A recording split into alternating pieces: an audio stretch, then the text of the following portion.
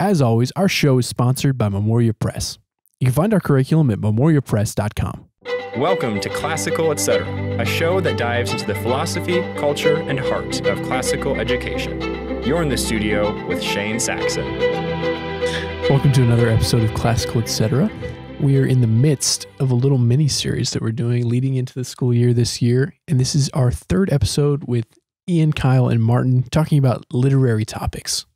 Just to shake it up a little bit, do a couple episodes in a row on literature, and then we'll get back to some of our more pedagogical topics later this fall. But for today, we're talking about British literature. The majority of the Memoria Press literature curriculum is British literature, and so I thought it would be fun to talk to you guys about your experiences with British literature and the things that we're equipping students to read and engage with later on. But before we get there, Martin, it's been a little bit since we've had a chance to talk. I know you've been traveling and quite busy, but have you been reading anything interesting lately?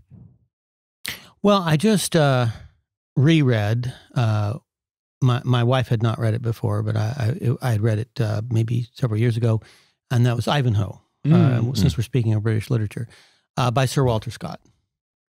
And she, we were listening to it, and she didn't say anything, and we went on a trip to about an 8-hour car trip there and back, and it finished it up close to home, and so just several hours later, after we got home, you unpack and do all this stuff, and we're sitting on the couch, and she said, "I really liked that novel."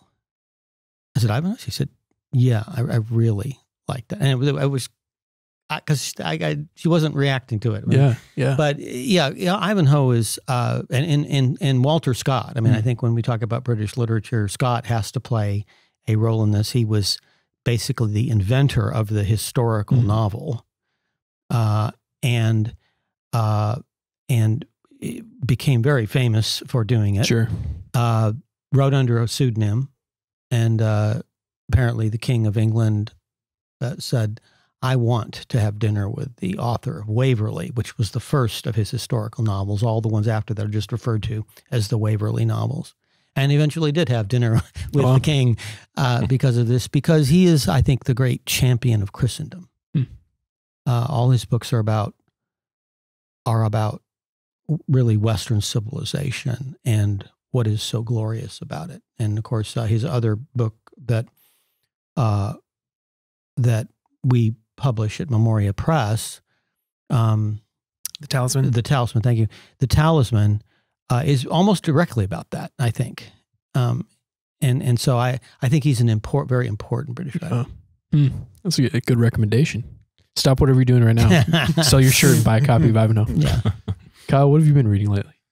I've been reading, so I have fallen in love with I'll get to what I'm reading, a painting by Rembrandt, is Lucretia. And he has two. It's the 1666 version of Lucretia. And so because of my love of that painting, this is a non-academic connection, I've been reading Shakespeare's narrative poem on the rape of Lucretia, which is very, very good. This is the first narrative poem by Shakespeare. I've read some of his sonnets. This is the first narrative poem by Shakespeare I've read. It's very good. I think it's in the first stanza. He calls lust the invisible fire, which I think that's a beautiful line, profound line. So I've been enjoying that. Yeah, that's awesome. Yeah.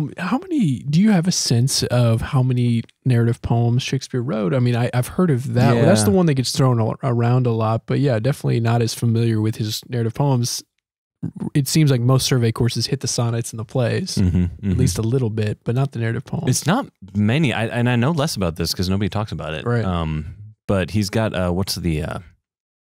is it the turtle and the phoenix and the turtle? I think that gets talked about a little bit, and then there's a third one that's escaping me. But and what's like the length of the Rape of Lucretia? Is this like a couple of pages, or are we talking like 20, 30 pages? Yeah, 20, 30 pages. Wow. Interesting. Ian, what about you? So I haven't been able to do a lot of fun reading. My semester starting back up with a project that I'm doing in seminary, and so I've been reading some Eusebius's Ecclesiastical History, and actually reading through his sort of spiritual father, Pamphilus, I don't know what they typically say, but his defense of origin. And so it's been an interesting couple weeks in those guys. Yeah, but not British literature. They're not British literature at all. Nice. I recently picked up Stephen Fry's Troy. Have you guys heard of Stephen Fry? Mm-hmm. He retells myths, and his Troy, it's very good. I'm really enjoying it, but I also kind of am obsessed with some of those stories. And but I think his retellings are really good, so I would definitely recommend Stephen Fry's Troy. It's the third in a trilogy, but I started with the third, and then going back to the beginning. Yeah, does he do the Norse myths too, I believe? He may have. The Mythos trilogy is like Greek gods, Greek heroes, and then Troy. Maybe the Greeks. But, yeah, so very good. So let me ask you guys this to kind of start our conversation. Memoria Press's literature program is made up of largely British literature. There are some American titles, and that was a very specific choice to root our literature program in text that goes back farther and to give it more breadth. Martin, would you speak a little bit to defending that choice for us and why we don't spend most of our time largely reading American literature at Memoria Press? Well, I think we're trying to explore our roots, our cultural roots, and our culture is basically British. That's where our culture comes from most directly, and so I think we're trying to get to the sources, ad fontes here, and so Britain, although that's not all the way back. I mean, obviously we're studying Rome and Greece and the roots further back, but I think Britain is where English civilization was developed out of the general Western civilization, and American civilization came out of British civilization. Yeah. And Kyle, in your experience, you have a love for American literature, but what are the benefits that you have found in teaching certain British texts? I know you've taught Sir Gawain in The Green Knight. I'm going to go with Gawain just right out the gate. You guys can go with a different pronunciation if preferred, but you also teach Shakespeare. You say that King Lear is the great American play. So yes, what benefits have you found from reading the Brits? Yeah. And you teach English? Is that what? Yeah. An explanation. Not geography. Well, two things. So I just like to second what you're saying about Martin, about culture. Was this 2 summers ago? I got called in for jury duty, and they had us watch a little video, just to prepare us for whatever, And the first thing the video talked about was the Magna Carta as sort of like the root of, leading to our jury system and our being judged by a jury of your peers. And I thought that was really cool. I thought that was neat that still, in this very modern context, there's still, credit where credit is due. And there's still an idea that these ideas come from somewhere and it's worth knowing. Yeah. And that's an interesting thing, because if we just relied on the sort of Greek, Roman, at least in the law, because America's legal system is based both on Rome and on the Anglo-Saxon tradition of the jury system, which, Rome, it's the written law, and England brings in the case law, and you put those two things together and you get American law. So England, you get everything with the English, whereas if you were just to go off in another direction, you wouldn't really get everything you see in America, not just in the legal system, but in other things. Yeah. Mm-hmm. Yeah. Another thing I would add to that too is I do love American literature, but if I were to point out what I think is maybe a primary flaw of American literature, it's going to be the same flaw that a young man has when he is trying to prove that he's different from his father. And doing something that, doesn't necessarily need to be done or maybe should not be done in order to be different. I think that might be American literature's flaw in many cases. And so I think it's worthwhile looking at, in the analogy, the father figure in that analogy, and appreciating that. I mean, I was just thinking about earlier that the English, sounds obvious to say, but the English have mastered the English language. Americans have not mastered the English language. It's the English in their tradition. It's just a beautiful writing and beautiful. I mean, yeah, you mentioned Shakespeare. just the turns of phrase and the way he conveys meaning with words, it's very mature in the sense of a mastery over the language, compared to American letters, which can often be much more adolescent, I think.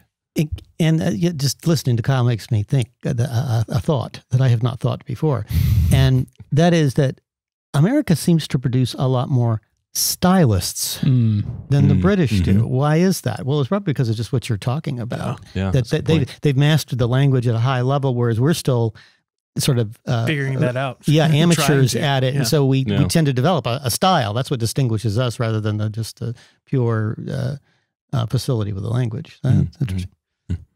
Ian, same question. What are, as you have kind of reflected on the sequence and the scope at Memoria Press, what are the benefits of going deep and going back to the British tradition in literature? Yeah, I think that there is, and something I want to just continue to talk about maybe, is sort of that relationship between the British tradition and everything that came before. It's so much more organic and clear in Britain. I mean, there's a whole ocean that divides us from the places where Western civilization was born. And that ocean makes a major difference. I mean, when you get to the US, our stories are different. Our stories may have, I've been reading through Hamlet as well. I should have mentioned that because of Shakespeare. But, in Hamlet, there's a ghost at the very beginning. And when I read British literature, I have a sense that the supernatural and the natural seem to coexist in a way that in American literature it doesn't. In American literature, it's often a very clear division between what's supernatural and what's not. But then in English, you've got sometimes this old paganism that comes from the rocks of the ground. There's a connection to the old things in British literature that we don't necessarily have. And I think that connection to the old things can be both traditions from the Greeks and the Romans, but also the Druids, the Celts, these older peoples that are there. So you're just getting a much more fascinating, in my opinion, view of the world. And as someone who goes to seminary, I like to see some of that spirituality come to play in works. It reminds me of in T.H. White's retelling of the Arthurian legends, the Celts are called the Old Ones. Yeah. And they are separated from the Normans. That's right. And it's the Old Ones. Yeah. Just to dovetail with that, because this is something I've always been fascinated by, that there's a difference in the art between the Mediterranean and the Atlantic. Just the characteristics of those oceans, I think, shape something. And this isn't quite exactly to your point, but I think it dovetails with your point, that there's something about those northern stories that kind of feel their age. That they feel cold to me often. Right. English literature often feels cold. Yeah. In a good way. Yeah. So I think an interesting way to pursue this topic would actually be to talk about the various periods of British literature from a very 1,000-foot view, and ask you guys about your experiences with these periods, what books within them you would recommend to people, just so that we can hopefully kind of inspire listeners towards the things we're equipping their students to read, and then also things that they should go back and read if they haven't.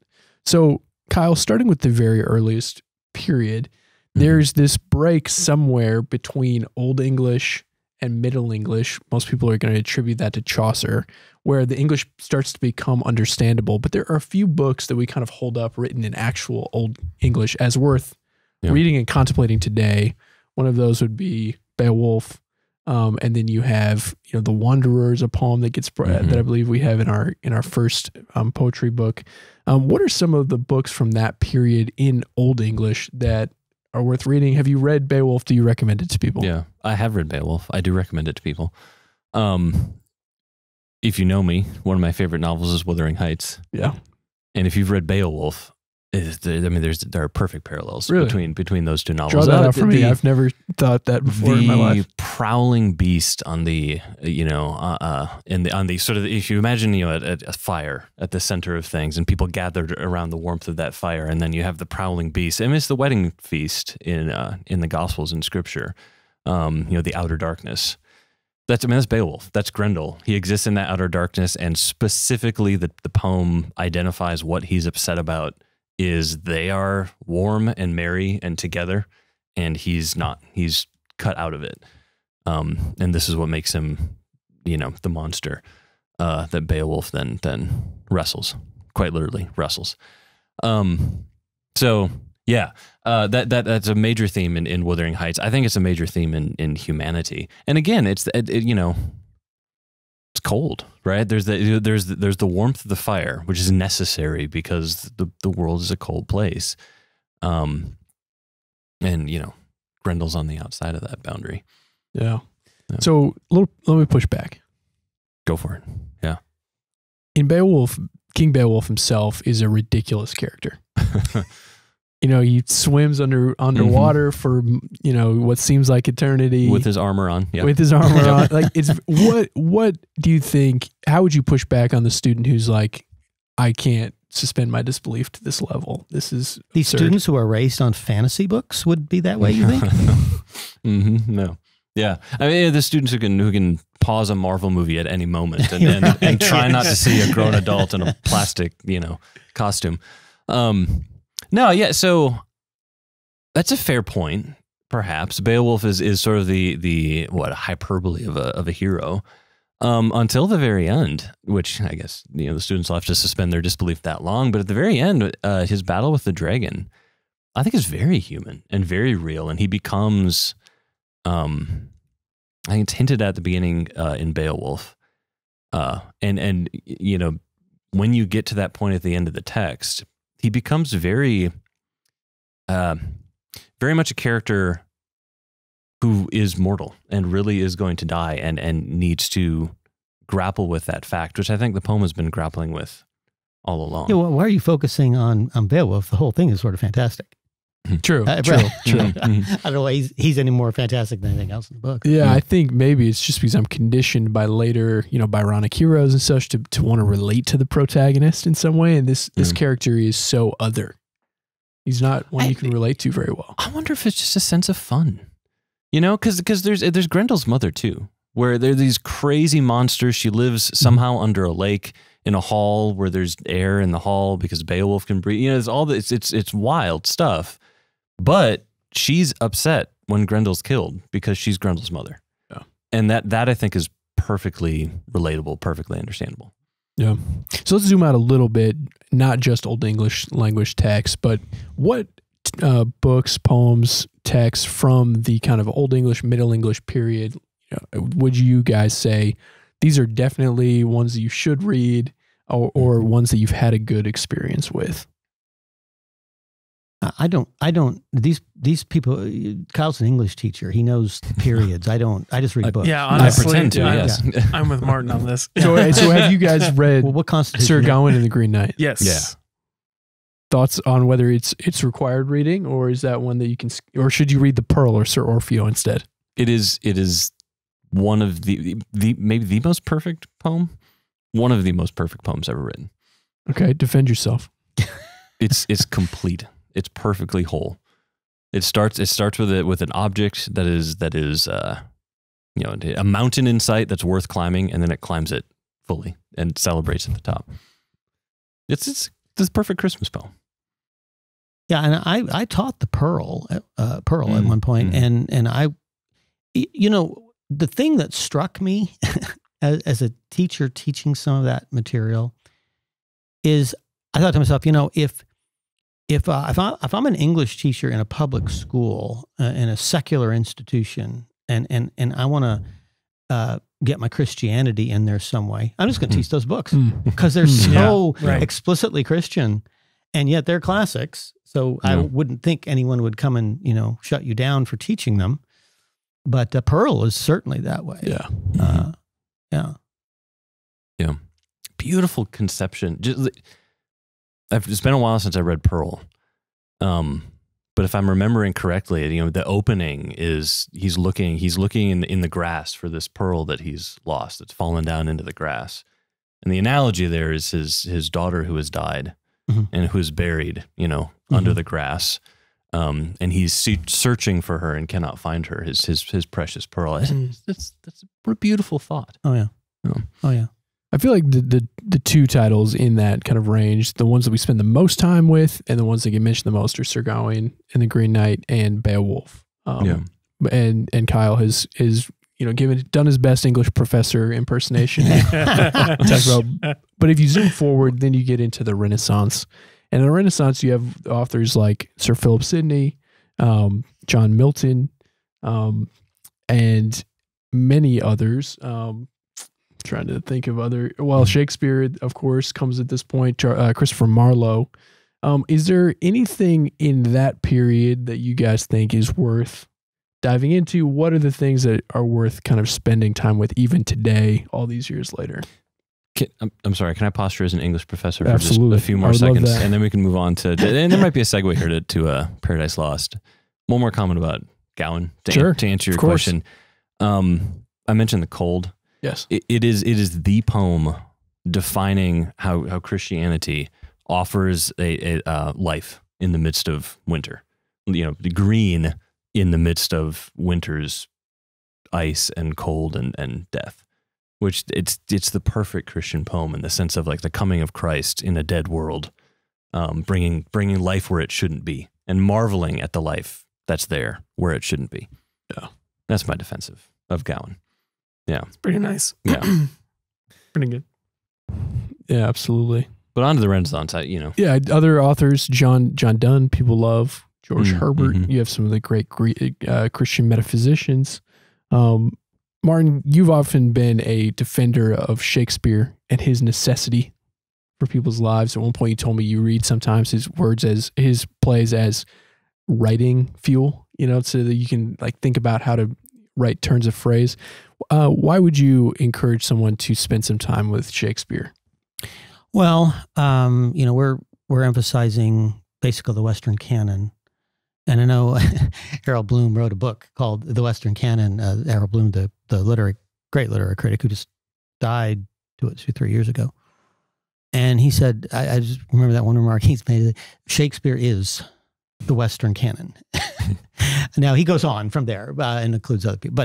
But there is something about Shakespeare that is, number one, utterly universal. People have made the remark that, we don't really know who Shakespeare is. But what did Shakespeare think? Well, we have no clue because all we have is his characters and his stories. And we can draw some very universal conclusions from that. But, most writers are associated with some particular point of view, but Shakespeare's point of view is universal. Yeah. And so I think so in a way that very, very few other writers are. And he has so utterly mastered the English language in a way that we can only, poorly approximate. Any writer today can, it's nobody can really come up to his standard. I think he's just the standard that we're all trying to approximate. And not only his style and his ideas and the wedding together of what he says and how he says it in a way that is utterly unique. And he says some things that I don't think you could say any other way. What other writers do that? I don't know. Yeah, it reminds me of Emerson's quote, which I think is making the same point, but kind of in an opposite way, where he said, when asked, we don't know anything about Shakespeare, what can we say about him? Emerson said, he's actually the one man we know better than all other men because everything he says is so true. He put all of himself in every play and every character. And so, his point just being all of those characters are so lifelike and real and resonate with the truth that it must have come from someone who understood all of that themselves. And so I always thought that was interesting. We see the refractions of whatever he thought in his characters, but to get back to the light that was refracted in the beginning is kind of hard. Yeah. I think too, we think of creating, like an author writing. We think of that as putting words to a certain meaning. So there's something that's meaningful and an author wants to convey that meaning. I think when you look at Shakespeare, though, you can also consider another element of creation, which is making things meaningful, which, Shakespeare's coined more phrases and more words.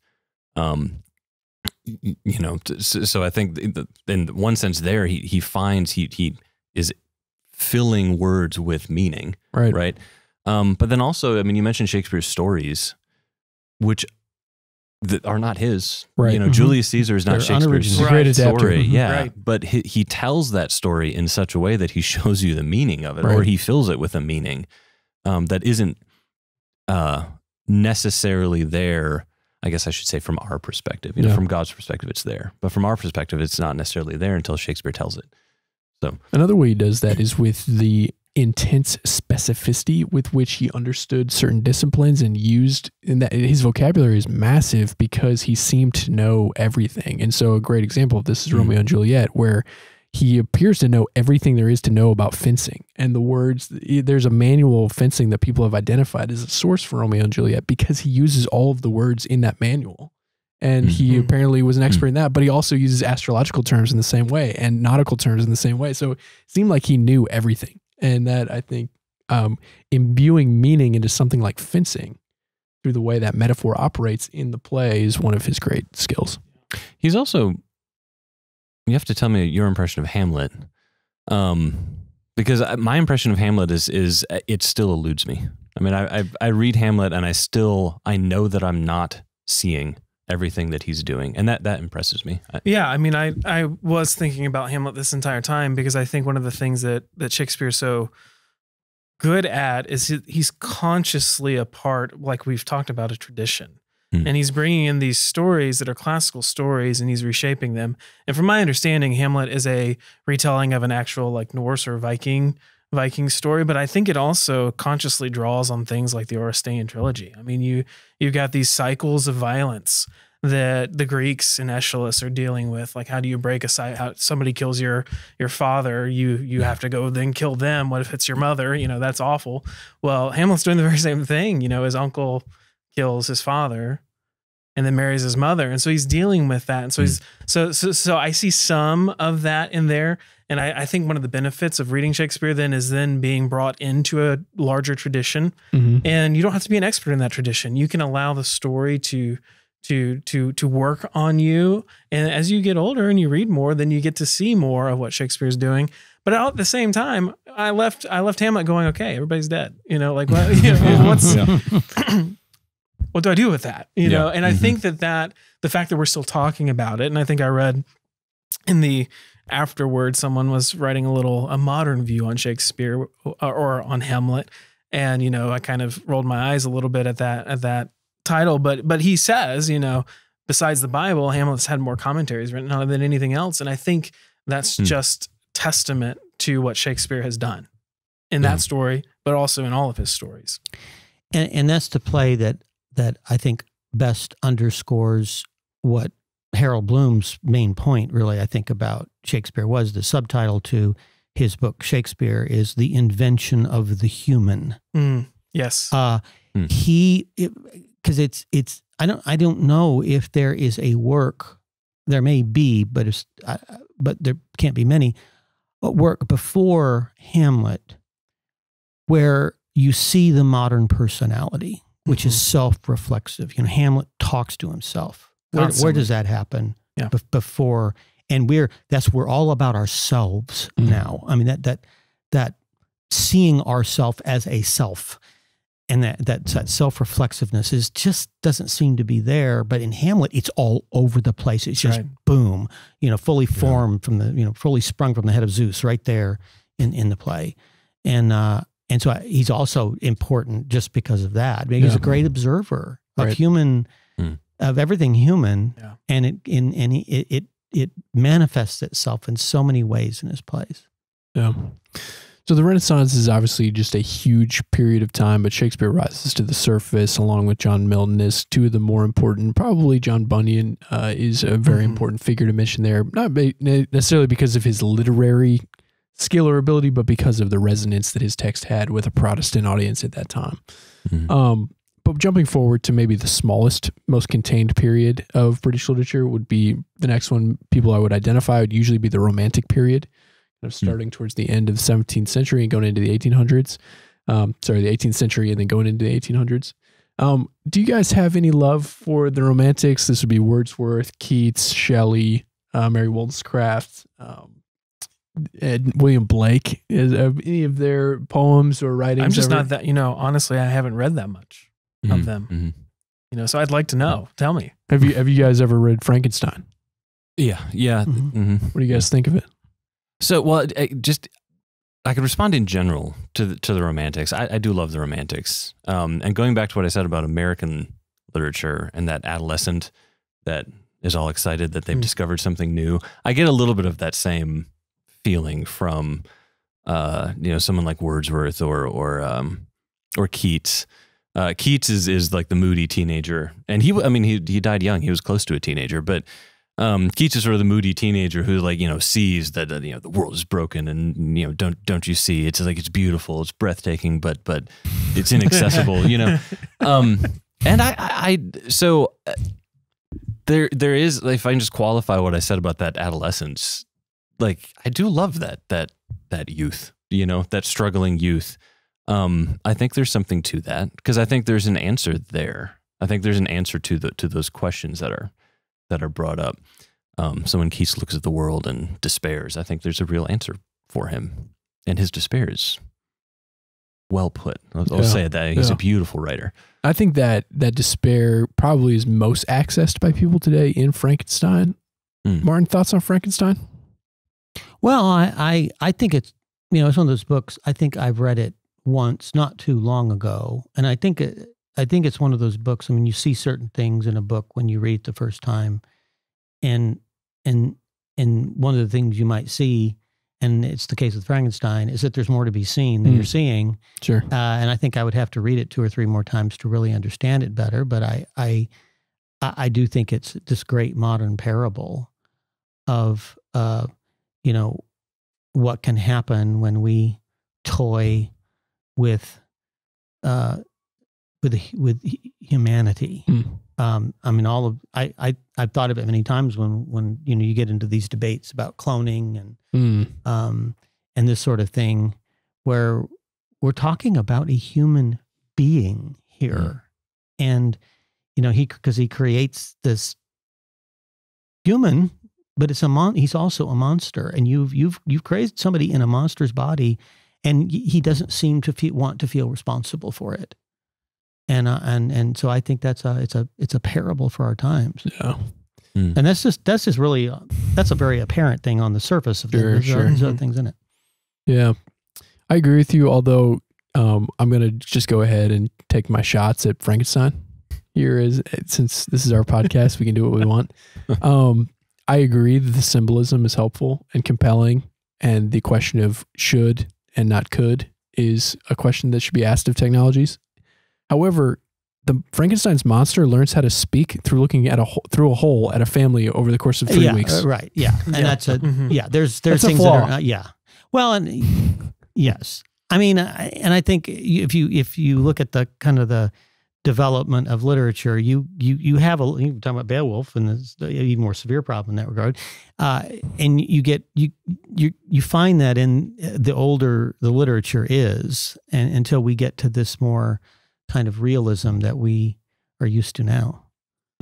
2 other pieces from the Romantic period that I have really resonated with, and I'm interested to hear if you guys have read. Samuel Taylor Coleridge is one of the Romantics, and he became a Christian later in his life. One of the only significant writers in that period who was Christian. Wordsworth. Wordsworth did as well? Yes. Interesting.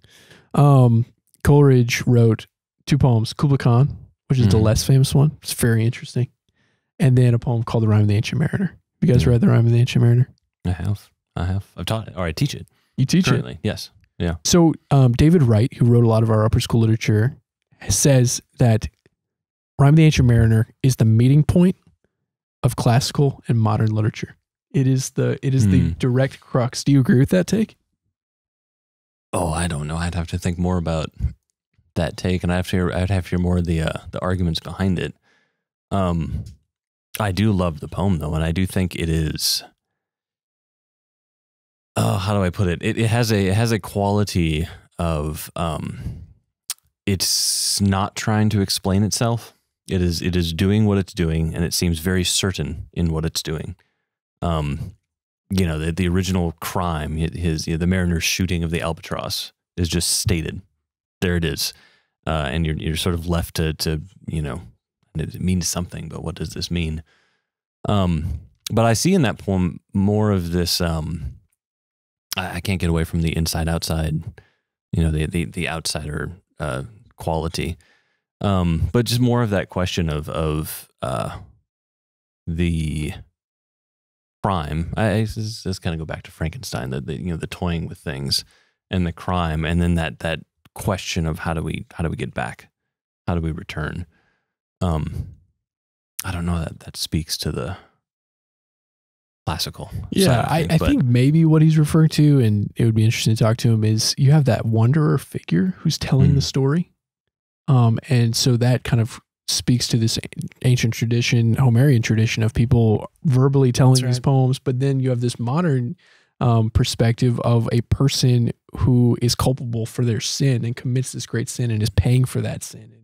It's a consciousness of human guilt that the Romantics are trying to get away from by fleeing away from civilization and creating their own utopias and all these things. Yeah, trying to be young again. Yes. Yeah. So the Romantic period is maybe the shortest, but I think it's an interesting period for sure. Another great poem from this period that's in our curriculum is Ozymandias. I'm sure you guys have read that one. There's a great YouTube clip of Bryan Cranston from Breaking Bad reading the poem Ozymandias. I'd recommend you YouTube it. I feel like that poem doesn't have to be in its literary period to be good. It's it's just a good poem. It's a great thought. Right. So we can move forward, and I can just clear a lane for Ian and Martin to talk about. If we combine, neoclassical and Victorian literature, then the main person we have to talk about is Charles Dickens, right? And maybe also Jane Austen. But Ian, you love Charles Dickens. I do love Charles Dickens. Martin, I know you do too. I do. What do you love about Charles Dickens?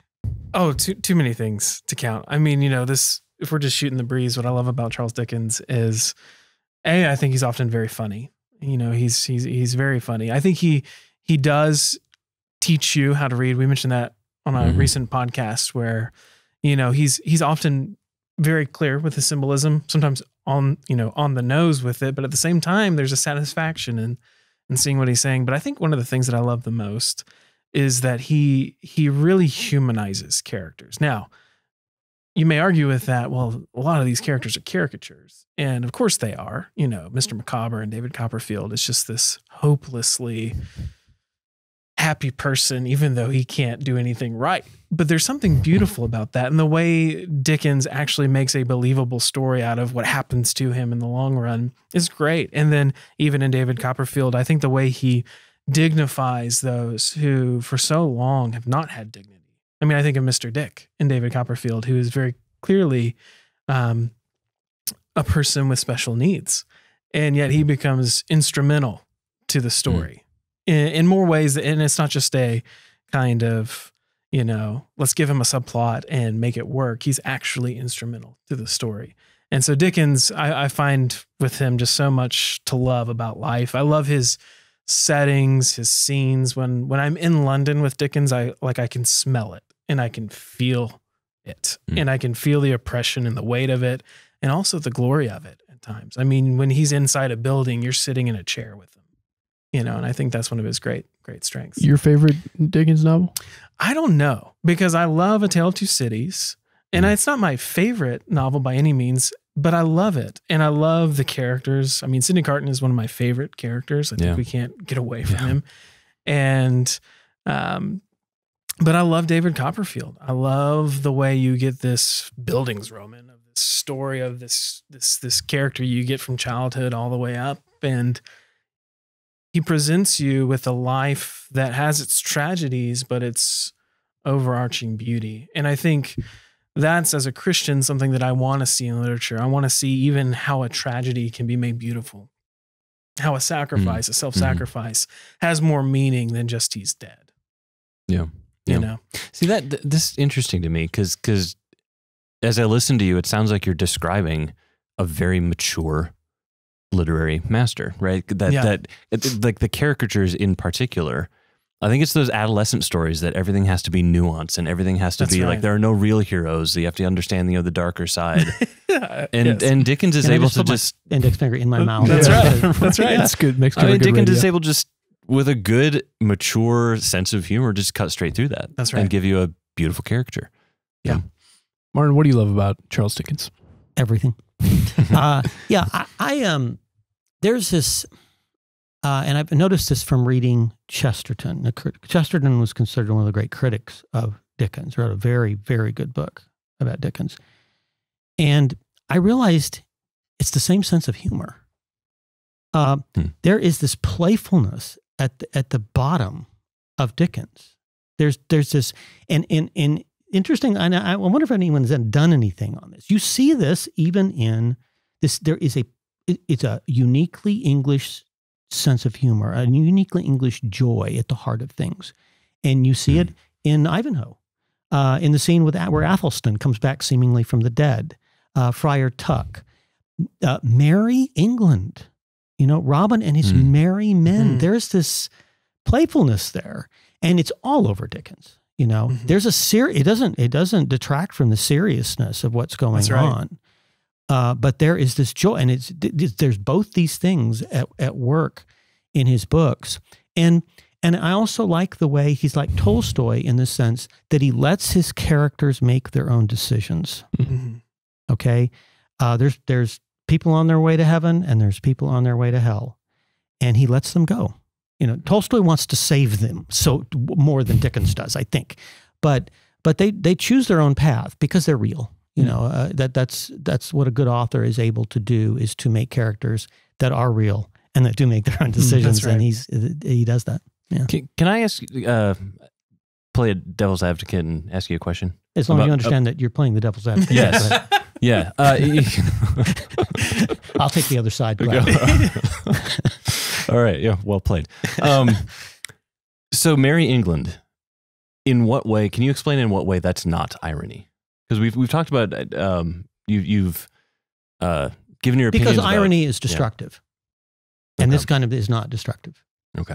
It's not a destructive joy. It's just joy in life. It's not a joy in unveiling the reality of the dark reality of things that we don't want to see, which I think is a lot of what irony is. But England is a foggy, drizzly, rainy, cold, wet place. Right? Speaking from someone who wants to defend Wuthering Heights. Well, I do. That's right. So in other Devil's words, advocate. So in other words, joy is also a means of self-defense. It is a dark, dirty place. But in this, I've noticed this more and more about the English, is they have this fundamental joy in things, and I don't know how it came out of the environment there, but it did. Kind of embodied by like P.G. Wodehouse in the. Oh yeah, you see, the P.G. Chief's Wodehouse. Tales, There, it's a, but yeah, so that's all over Dickens, and I think I have a hard time choosing my favorite, like Ian, but I think maybe it's Hard Times, which I think is relevant to us also because I think it's one of the great books on education. It shows you what happens, what modern education will do to people. And so Hard Times, and also my wife's favorite is Dombey and Son. I think Dombey and Son is very good, but I still haven't read, there's still a few I haven't read. Martin Yeah, I haven't. Chuzzlewit and Dombey and Son, Curiosity I got that Shop. for Christmas. Oh, and I it still haven't is- gotten into it. It's But I'd love fabulous. to. It's just fabulous. And Bleak House, Yeah. of course, Oh, is beautiful. just wonderful. Yeah. So hopefully this conversation, a little bit from, Kyle and I, we have kind of English teacher sensibilities, and then Martin and Ian are just voracious readers of novels. Hopefully it's given some perspective on why the British tradition can be a really fruitful thing to read even now, and our education is equipping students to get there. Last question. If you were stranded on an island with a person who you had to force to read one title in British literature, what's your recommendation and Build a why? boat. See what I did there? I switched the scenario right at the end just to make it different. Ian? No, don't ask me yet. I have no idea. Come back to me. Kyle? Can it be Shakespeare? Of course. I feel like Shakespeare somehow ruled out of that question. Well, I guess Did you because say it's novel? it's Or did no, you, any work. any work. Any Yeah. work. Okay. Well, now I have to choose a Shakespeare's play. That's right. Yeah. Which one? Yeah. Well, if we're on an island, The Tempest. Oh, very there you go. appropriate. Yeah, right. It's a topical choice. Why? Mhm. Why Shakespeare? Why The Tempest? If you had to choose one. Don't know. This goes back to the Shakespeare plays that elude me. There is something going on. This is why I asked about irony. I'm just interested in this English joy. There's something about The Tempest that feels so certain about magic, about miracles, about the goodness of the world. And it's not a blindness to suffering. You know, Shakespeare knows better than most how humans suffer and what humans suffer. But it just, the play, I can't quite put my finger on what it is, but the play feels so certain that you know, goodness triumphs, that magic is true, miracles are true. It's just, there's something about it. It's magical. Yeah. I think anybody who hasn't tried to spend time with a few Shakespeare plays, read them, watch a performance of them, read it again, is missing out on an opportunity that can be really enriching. So I'll double down on that. The one book that I would want to have with me on that is The Complete Works of William Shakespeare. There you go.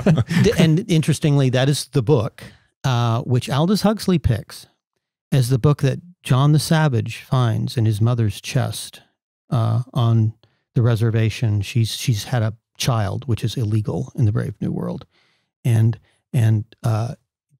he grows up and he finds the complete works of William Shakespeare in his mother's chest, and he starts reading it, and it allows him to see and to understand, because for one thing, just his vocabulary has now grown so that it has words to the thoughts that he didn't know he had, because he has the words now to access them. And this is why he becomes who he is in the book. And I think that Huxley picked that particular work very intentionally. You know, I'll buy you a little time. I would recommend anybody who wants to go back in English literature to go back and read a book called On Poecy by Phillip Sidney. And I've maybe talked about this before, but my English teacher in college chose this book to teach it to his sophomores every year because it has this idea. There have been a lot of on defensive poetry books over the years. Percy Shelley wrote one later, and it's just a tradition. But Philip Sidney's is making the argument that his word poetry there just means fiction. It's imaginative literature.